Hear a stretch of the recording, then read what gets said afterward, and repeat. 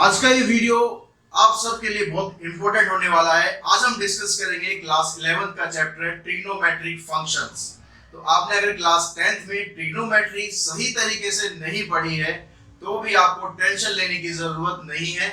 आज मैं आपको इस वीडियो में पूरे बेसिक के साथ कराऊंगा।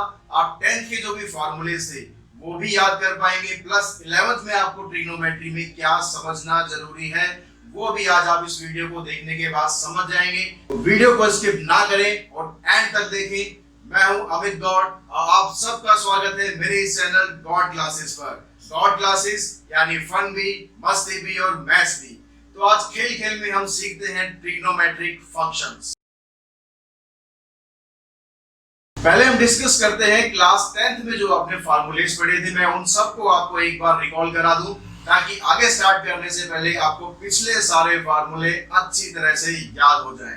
तो सबसे पहले हम बात करते हैं ट्रिग्नोमेट्रिक रेशियोज और उनके रेसिप्रोकल्स के बारे में। तो हमारे पास 6 ट्रिग्नोमेट्रिक रेशियोज होती है। अब उसमें से हमारे पास क्या क्या होता है, साइन एक्स।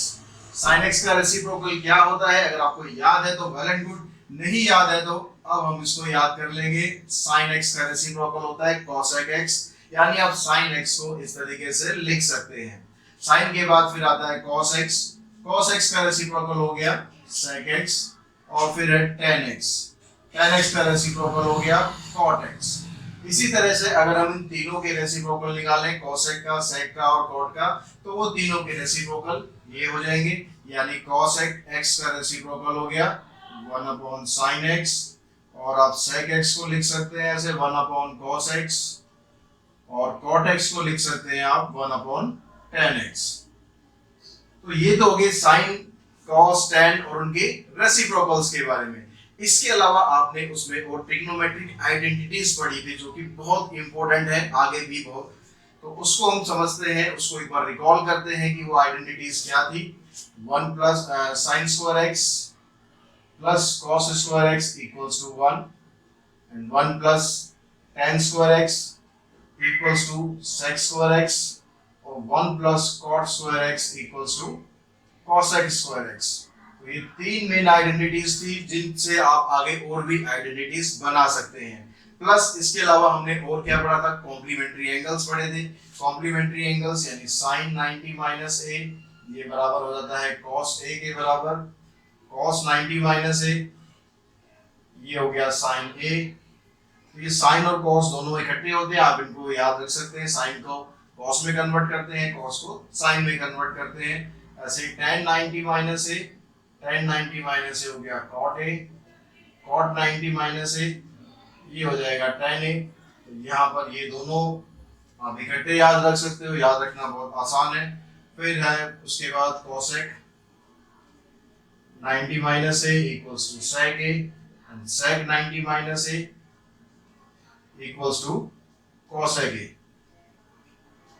इसको आप पेयर में याद करेंगे तो गाइस याद रखना आपके लिए बहुत आसान रहेगा, कोई भी प्रॉब्लम आपको इसमें नहीं आने वाली। टेबल आपने 10th क्लास में पढ़ी होगी 90 डिग्री तक, तो टेबल के बारे में हम बाद में डिस्कस करेंगे। उससे पहले कुछ और बहुत इंपॉर्टेंट चीजें मैं आपको बता रहा हूं जो ट्रिग्नोमेट्री जब आप करेंगे 11th की हो या 12th की हो तो आपके लिए सबसे ज्यादा काम आने वाली चीजें हैं। अगर ये बेसिक्स आपको नहीं आए तो यकीन मानिए ट्रिग्नोमेट्री में आप हमेशा स्ट्रगल करते रहेंगे। तो वीडियो को बिल्कुल भी स्किप मत करना, एक एक चीज डिटेल से बारीकी से समझना। एक एक चीज मैं आपको क्लियर आज कर दूंगा इस वीडियो में। इसके बाद आपको ट्रिग्नोमेट्री में कभी भी कोई भी प्रॉब्लम नहीं आने वाली है। तो अब हम देखते हैं यहाँ पर कि हम किसी भी प्लेन को, ये हमें पता है कि हम उसको 4 पार्ट्स में डिवाइड कर लेते हैं। एक पार्ट, पहला जो पार्ट होता है ये हो गया हमारा फर्स्ट क्वाड्रेंट, फिर सेकंड क्वाड्रेंट, थर्ड क्वाड्रेंट, और ये हो गया हमारा फोर्थ क्वाड्रेंट। अब मैं यहाँ पर अभी सिर्फ डिग्री को लेके चल रहा हूँ, डिग्री से रेडियन में आपको बदलना आता है, लेकिन हम डिग्री से रेडियन में के बारे में बाद में बात करते हैं कि उसमें आपको किस तरीके से इनको यूज करना है। तो यहाँ पर हम 0 डिग्री से स्टार्ट करते हैं। पहला क्वाड्रेंट ये होता है तो इसलिए हम यहाँ से स्टार्ट करेंगे 0 डिग्री से। 0 डिग्री के बाद यहाँ पर हो गया आपका 90 डिग्री, इधर 180 डिग्री, 270 डिग्री, और वापस फिर हम एक सर्कल पूरा कर लेते हैं तो हो गया 360 डिग्री। तो जो फर्स्ट क्वाड्रेंट होता है, फर्स्ट क्वाड्रेंट में जितनी भी ट्रिग्नोमेट्रिक रेशियोज होती हैं, चाहे वो साइन हो, कॉस हो, टैन हो, सेक हो, कॉस हो, कुछ भी हो, फर्स्ट क्वाड्रेंट में सारी की सारी वैल्यू पॉजिटिव होती है। तो यहाँ पर ऑल हमने लिख दिया पॉजिटिव। सेकंड क्वाड्रेंट जब आते हैं, सेकंड क्वाड्रेंट में सिर्फ साइन थीटा और उसका रेसिप्रोकल, रेसिप्रोकल साथ साथ चलेगा, तो बार बार हमें रेसिप्रोकल को डिस्कस करने की जरूरत नहीं है। साइन थीटा और उसका रेसिप्रोकल हो गया कोसेक थीटा, ये दोनों यहां पर पॉजिटिव होंगे, बाकी सारे के सारे नेगेटिव होंगे। जो मैं लिख रहा हूं वो क्या है, सिर्फ पॉजिटिव लिख रहा हूं। तो अब थर्ड क्वाड्रेंट में आएंगे, थर्ड क्वाड्रेंट में टेन थीटा और उसका रेसिप्रोकल कॉट थीटा, ये पॉजिटिव हो जाएगा। फोर्थ क्वाड्रेंट में हम आएंगे तो यहाँ पर हो गया कॉस थीटा और सेक थीटा, ये सारी वैल्यूज यहाँ पर पॉजिटिव होती हैं। अब चल इसको याद रखने का क्या, इसको रट्टा मारना है। मैं रट्टा मारने के बजाय क्या करते हैं, एक मैजिक ट्रिक अपना लेते हैं। मैजिक ट्रिक क्या है, एक सेंटेंस आपको याद कर लेना छोटा सा, आफ्टर स्कूल टू कॉलेज, जो आपको जाना ही है। स्कूल के बाद नेचुरल है, ज्यादातर बच्चे कॉलेज ही जाएंगे। तो after school to college means A for all आ गया, सारी ट्रिग्नोमेट्रिक रेशियोज पॉजिटिव है। एस फॉर साइन थीटा आ गया और उसका रेसिप्रोकल, टी फॉर टेन और रेसिप्रोकल, और सी फॉर कॉस और उसका रेसिप्रोकल। तो इस मैजिक ट्रिक की हेल्प से आप इजीली याद रख सकते हैं कि कौन से क्वाड्रेंट में कौन सी वैल्यू पॉजिटिव है और कौन सी वैल्यू नेगेटिव है। अब मान लो सपोज आपसे मैं पूछता हूं कि आपको बताना है साइन 120 डिग्री, तो साइन 120 डिग्री क्या है, नेगेटिव है या पॉजिटिव है? तो 120 कहाँ आएगा, 120 ढूंढते हैं हम, यहाँ से 0 से हम चलेंगे। अब क्योंकि एंटी क्लॉकवाइज चलना है तो ऐसे चलना है, ये ध्यान रखना, ऐसे मत भूल जाना। तो एंटी क्लॉकवाइज चलेंगे तो 90 के बाद आ गया 120 यहाँ पर आ रहा है, सेकंड क्वाड्रेंट में आ रहा है। तो सेकंड क्वाड्रेंट में क्या होता है, साइन होता है पॉजिटिव, तो इसकी वैल्यू पॉजिटिव आनी है। वैल्यू कैसे निकालनी है ये बाद में डिस्कस करेंगे, पहले साइन के बारे में समझ लें, क्योंकि अगर आपको साइन ही क्लियर नहीं है कि नेगेटिव आना है या पॉजिटिव आना है तो आगे चीजों को समझने का कोई बेनिफिट है भी नहीं। तो अभी हम सिर्फ साइन समझ रहे हैं कि साइन नेगेटिव आना है या पॉजिटिव आना है। अगर यहाँ पर हो जाता cos 120, cos 120 कहाँ पर आता है, 120 तो वहीं पर ही आएगा, वो तो कहीं नहीं जाना। लेकिन यहाँ पर क्योंकि cos हो गया, और cos सेकंड क्वाड्रेंट में क्या होता है, नेगेटिव होता है, तो इसका जो आंसर आएगा, जो भी आंसर आएगा वो आ जाएगा यहाँ पर नेगेटिव। अगर हम ले लें मान लो कि 10 265 डिग्री, अब 10 265 कहाँ है, ढूंढते हैं उसे, 265 आएगा, ये 270 है तो इससे पहले ही आएगा, यानी थर्ड क्वाड्रेंट में आ जाएगा। अब थर्ड क्वाड्रेंट में 10 क्या होता है, थर्ड क्वाड्रेंट में 10 नेगेटिव पॉजिटिव होता है, तो ये वैल्यू आ जाएगी आपकी पॉजिटिव। अगर हम ले लेते हैं मान लो सेक ले लेते हैं कि सेक हमने निकालना है भाई, सेक निकाल लेते हैं हम 345। अब 345 का है भाई, फोर्थ क्वाड्रेंट में आएगा, क्योंकि 270 से बड़ा है और 360 से छोटा है, तो फोर्थ क्वाड्रेंट में आएगा 345, यानी 345 की वैल्यू हो जाएगी पॉजिटिव, क्योंकि सेक यहाँ पर पॉजिटिव होता है। तो इस तरीके से आप जितनी मर्जी यहाँ पर आपको वैल्यू दे रखी हो, उनके साइन आप इजीली पता लगा सकते हैं कि साइन उसका नेगेटिव होना है या पॉजिटिव होना है। अब थोड़ी सी हम इससे आगे चलते हैं। अब ऐसा तो नहीं कि एंगल 360 तक बस खत्म हो गया, एंगल तो आप और भी बड़ा ले सकते हैं। वो बड़ा एंगल कैसे आएगा, जब आप इसकी रोटेशन को, जैसे यहाँ रोटेशन खत्म हुई, फिर दोबारा हमने एक रोटेशन और कर दी, दोबारा रोटेशन कर दी, तो उसमें हमारे एंगल क्या आ जाएंगे, मान लो हम ले लेते हैं, ये हमारा एंगल आ गया, हमने ले लिया मान लो साइन 540। अब 540 कहाँ पर आएगा, तो 540 पता लगाने के लिए यहाँ पर हमें पता है कि 360 डिग्री है, तो 360 डिग्री में 90 प्लस करेंगे 450 डिग्री आ जाएगा, 450 में 90 प्लस कर देंगे, यहाँ पर आ जाएगा 540 डिग्री। अब 540 डिग्री हमारा यहाँ पर आ रहा है, तो यह सेकंड क्वाड्रेंट है, तो सेकंड क्वाड्रेंट में साइन पॉजिटिव होता है, तो इसकी वैल्यू पॉजिटिव आ जाएगी। ऐसे अगर हम आगे और भी इससे ज्यादा वैल्यू निकालना चाहें, इससे ज्यादा मान लो हम निकाल दिया हमने, कॉस निकाल दिया हमने 725, और 725 का आएगा। अब जैसे यहाँ पर रोटेशन पूरा है, जब दोबारा आप कंप्लीट करोगे, जैसे एक बार में क्या हुआ 360 हो गया, जब दोबारा रोटेशन कंप्लीट हो जाएगा तो यहाँ पर क्या आ जाएगा 720 आ जाएगा। अब यहाँ 725 है, तो मतलब एक बार रोटेशन और आ गई, 720 से आगे भी बढ़ गए हम, तो 720 से आगे बढ़े तो यानी फर्स्ट क्वाड्रेंट में आ गए, फर्स्ट क्वाड्रेंट में सारे की सारी वैल्यू पॉजिटिव होती हैं, तो इसका मतलब ये हो जाएगा पॉजिटिव।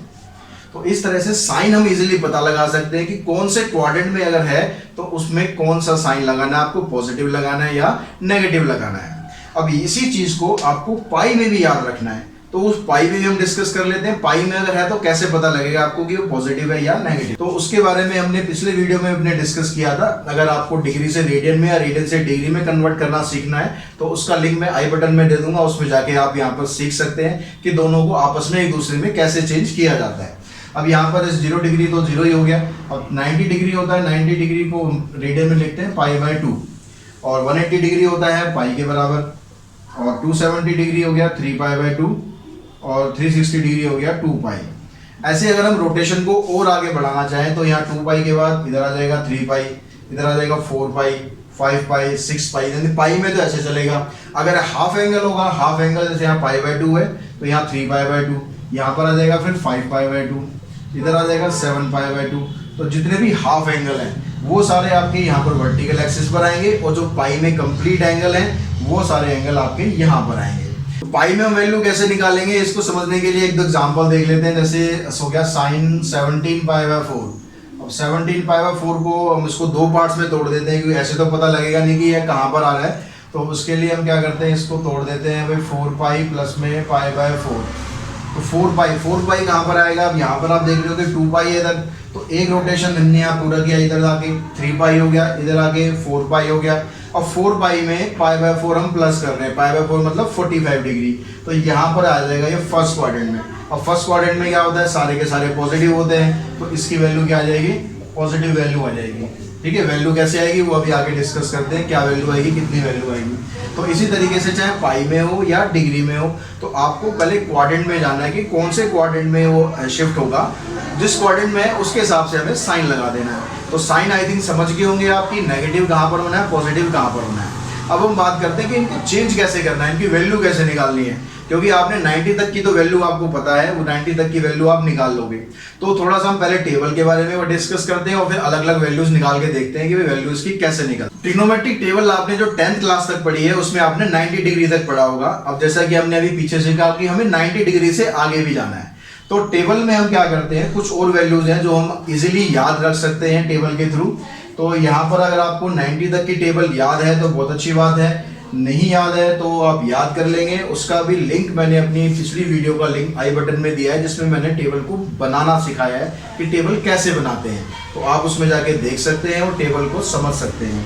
तो यहाँ पर साइन थीटा साइन 0 डिग्री 0 होता है, 30 डिग्री पे 1/2 हो गया, यहाँ 1/√2, और ये हो गया √3/2, और यहाँ हो गया 1। तो पहले हम साइन cos tan का लिख लेते हैं। cos का बहुत सिंपल होता है, साइन का अगर आपको याद है तो बाकी आप इजीली बना ही सकते हो। सो cos के लिए आप इसको उल्टा लिख देना है 1, और ये √3/2 आ जाएगा, फिर 1/√2, यहाँ 1 आ गया, और ये 0 हो गया। अब tan क्योंकि साइन और cos का दोनों का मतलब अपॉन में होता है, साइन अपॉन cos tan होता है, तो 0/1 0 हो गया, यहाँ से 1/√3 आ जाता है, इधर 1, इधर √3, इधर आ जाता है नॉट डिफाइंड, क्योंकि 1/0 को आप सॉल्व नहीं कर सकते। अब हम इन तीनों की बात कर लेते हैं। ये तीनों याद करनी बड़ी सिंपल है, बस आपको क्या करना है, यहाँ पर देखना है 180 डिग्री। अब 180 डिग्री पे आपके 180 डिग्री देखो किसके अपोजिट आ रहा है, 180 डिग्री किसके अपोजिट है, 0 के अपोजिट है। तो आप 0 वाली वैल्यू को देख लो, 0 वाली वैल्यू को यहाँ पर उठा के शिफ्ट कर देना है आपको। यहाँ पर ये 0 है तो यहाँ 0 हो जाएगा, ठीक है। दूसरी चीज, अब यहाँ पर जब cos थीटा 0 होगा तो यहाँ आएगा 1, लेकिन साइन चेंज हो जाएगा।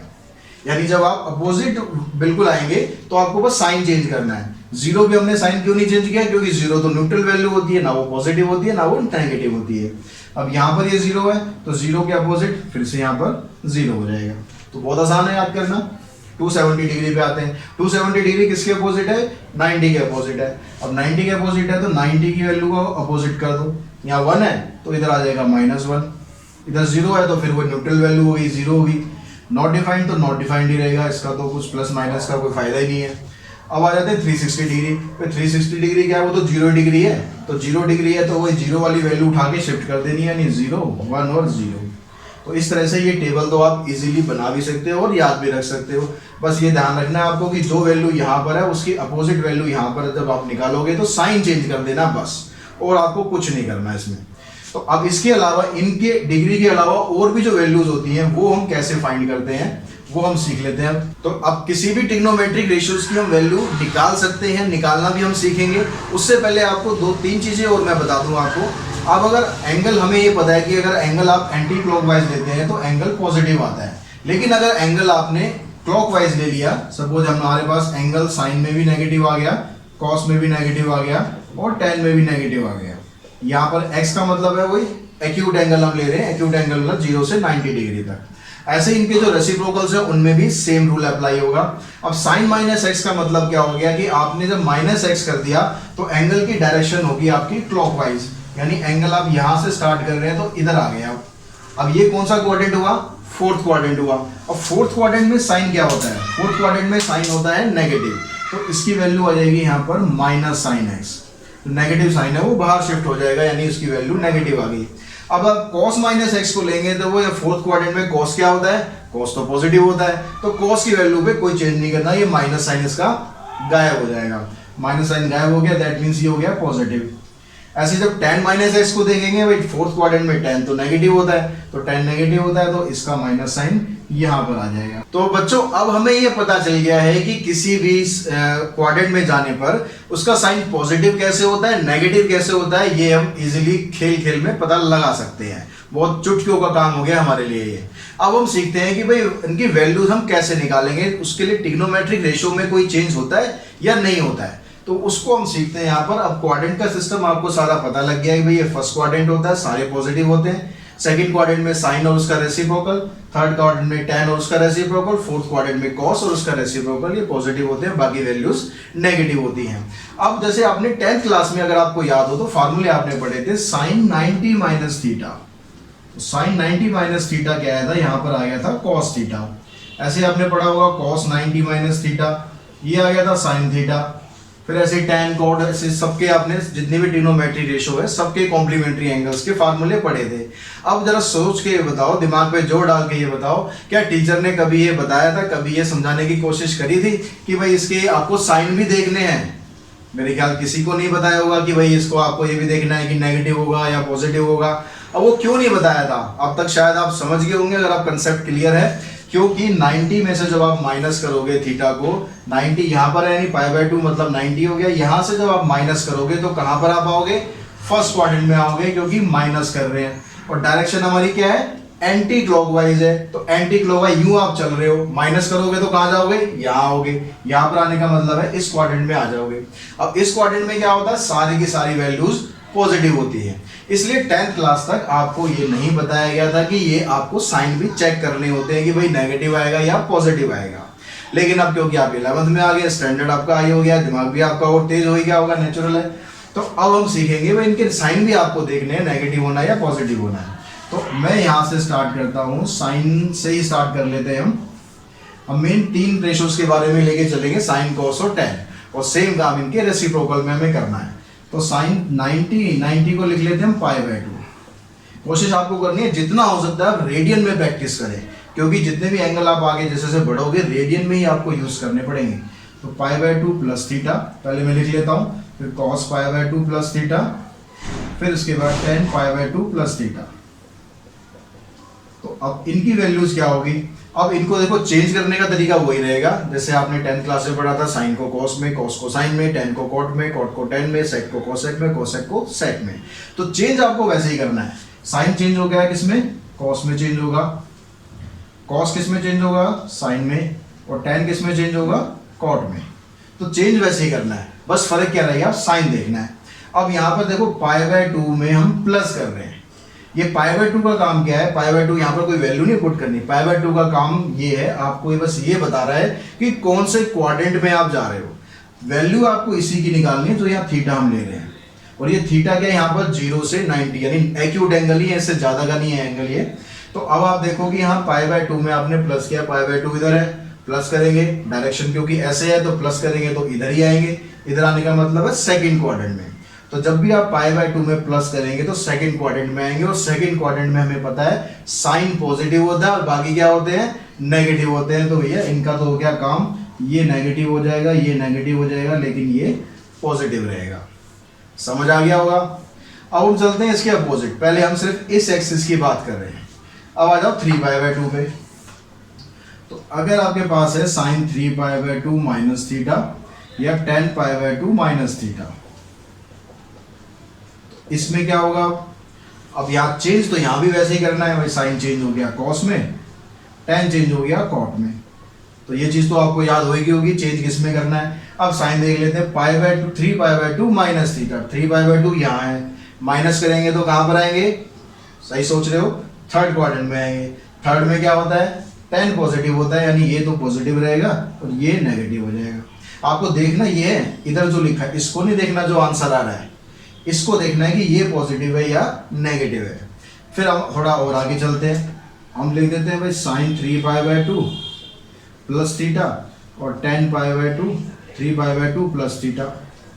अब 3π/2 में अगर हम प्लस कर रहे हैं तो कहाँ पर जा रहे हैं हम, फोर्थ क्वाड्रेंट में जा रहे हैं। फोर्थ में क्या होता है, सिर्फ cos पॉजिटिव होता है या sec पॉजिटिव होता है, लेकिन ये तो sin है और ये tan है, मतलब ये भी नेगेटिव आएगा, ये भी नेगेटिव आएगा, sin चेंज हो गया cos में, tan चेंज हो गया cot में। तो इस तरह से आप बड़े इजीली कर सकते हो, कोई टेंशन लेने की जरूरत नहीं है, इसमें बहुत आसान है ट्रिग्नोमेट्री, बस बेसिक समझ जाओ अच्छे से। अब उसके बाद हम 3π/2 यहाँ पर फिर वापस आएंगे। मान लो रोटेशन आपका 360 से भी ज़्यादा चला गया, 2π से ज़्यादा चला गया, तो यहाँ पर हम आ गए, यहाँ पर क्या आएगा 3π/2 के बाद इधर आ जाएगा 5π/2, इधर आ जाएगा 7π/2, इधर फिर आ जाएगा 9π/2। इस तरह से यहाँ पर ही चलता रहेगा। अगर आपने निकालना है भाई 10 9π/2 माइनस थीटा, अब 9π/2 इधर है, तो 9π/2 में से माइनस करोगे, माइनस करेंगे यानी फर्स्ट क्वाड्रेंट में आ गए। फर्स्ट में सारे पॉजिटिव होते हैं, कोई झंझट ही नहीं, तो tan चेंज हो गया कॉट में। अगर आप लिखो भाई cos 7π/2 प्लस थीटा, अब 7π/2 इधर है, प्लस करेंगे तो आगे हम फोर्थ क्वाड्रेंट में। फोर्थ में cos क्या होता है, यहाँ देखना है cos क्या होता है, पॉजिटिव, तो इसका आंसर आ जाएगा पॉजिटिव, cos चेंज हो गया साइन में। अगर आप लेते हो cosec 5π/2 प्लस थीटा, तो 5π/2 इधर है, इसमें प्लस करेंगे तो सेकंड क्वाड्रेंट में आ गए। सेकंड में cosec क्या होता है, cosec होता है साइन का रेसिप्रोकल, तो सेकंड में ये पॉजिटिव होगा, तो cosec चेंज हो जाएगा sec में, तो इस तरह से cosec sec थीटा में कन्वर्ट हो जाएगा। तो बस एक चीज़ आपको यहाँ से समझ लेनी है कि अगर आप इसके अकॉर्डिंग चेंज कर रहे हो, इसमें चाहे आप प्लस कर रहे हो चाहे माइनस करो, इसके अकॉर्डिंग अगर आप चेंज कर रहे हो तो आपकी रेशो चेंज जरूर होगी, साइन कॉस में, कॉस साइन में, tan कॉट में। ठीक है, अब हम बात कर लेते हैं कि अगर हम इसके अकॉर्डिंग करें तो भी ऐसे रहेगा या कुछ इसमें चेंज होगा, उसको भी समझ लेते हैं। तो इस एक्सिस के अकॉर्डिंग तो हमने समझ लिया कि भाई हमें कैसे चेंज करना है। अगर हम एक्सिस ये वाला लेते हैं, यानी इसमें हाफ एंगल नहीं आएगा, इसमें हमेशा आएगा पाई, 2π, इधर आ जाएगा 3π, फिर 4π उधर चला जाएगा, यानी ऑड नंबर में पाई है तो वो इधर रहेगा, इवन नंबर में पाई है तो वो इधर रहेगा। अब इससे सॉल्व करना उसके मुकाबले और आसान होता है, वो भी आसान था लेकिन इससे तो और भी आसान हो जाएगा। कैसे आसान हो जाएगा, यहाँ पर देख समझते हैं हम। अगर हम लिखते हैं sin π माइनस थीटा या cos π माइनस थीटा या tan π माइनस थीटा, अब इसमें आपको सबसे बड़ा फायदा क्या है, इसमें आपको ये टेंशन भी नहीं है कि चेंज करना है। जैसे वहाँ साइन कॉस में चेंज होगा, भाई कॉस साइन में चेंज होगा, वो आपको याद है, बहुत अच्छी बात है, लेकिन कई बार कंफ्यूजन हो जाती है। अब इसमें क्या करना है, आपको कुछ चेंज ही नहीं करना। साइन क्या है, तो साइन साइन में रहेगा, तो यहाँ पर लिख देंगे साइन थीटा, कॉस कॉस में रहेगा, कॉस थीटा, टेन थीटा। बस आपको क्या देखना है, इनका साइन देखना है कि भाई माइनस आएगा या प्लस आना है, कुछ नहीं देखना इसमें। अब साइन माइनस या प्लस आएगा वो आप इजीली पता लगा ही सकते हो। पाई माइनस थीटा, पाई इधर है, पाई में आप माइनस करोगे तो वापस बैक जाओगे तो सेकंड क्वाड्रेंट में आ जाओगे। सेकंड में क्या होता है, साइन पॉजिटिव होता है, तो ये पॉजिटिव रखना है और ये दोनों उठा के नेगेटिव कर देने हैं, और सिंपल हो गया काम हमारा। अब जैसे मान लो वहाँ 2π है, या इसी में थोड़ा सा और पाई प्लस थीटा पे चल लेते हैं हम, पाई प्लस थीटा। अब पाई प्लस थीटा करोगे, पाई इधर है, प्लस करेंगे तो कहाँ आ रहे हम, थर्ड में आ रहे हैं। थर्ड में साइन क्या होता है, नेगेटिव, तो ये हो जाएगा माइनस साइन थीटा। ऐसे अगर आप आगे निकालोगे, यहाँ पर cos 2π माइनस थीटा निकालें हम, या फिर tan 2π प्लस थीटा निकाल लेते हैं, cosec 4π माइनस थीटा। डिफरेंट आप ट्राई करो, आराम से बहुत प्रैक्टिस करोगे तो बड़ा इजीली आप समझ जाओगे करना क्या है इनमें। यहाँ 7π प्लस थीटा। तो ये कुछ एग्जाम्पल और कर लेते हैं, इसके बाद आपके दिमाग में कंसेप्ट बिल्कुल छप जाएगा, कभी भी नहीं भूलोगे। तो cos 2π माइनस थीटा, 2π किधर है, इधर है, इसमें से माइनस किया तो कहाँ पर आओगे, यहाँ पर आओगे। यहाँ पर क्या होता है, cos पॉजिटिव होता है तो ये पॉजिटिव आ जाएगा। तो रेशो में तो कुछ चेंज करना नहीं है, जैसे ये tan है तो tan लिख दिया उठा के, cosec लिख दिया उठा के, sec को sec लिख दिया, बस साइन देख लेना है।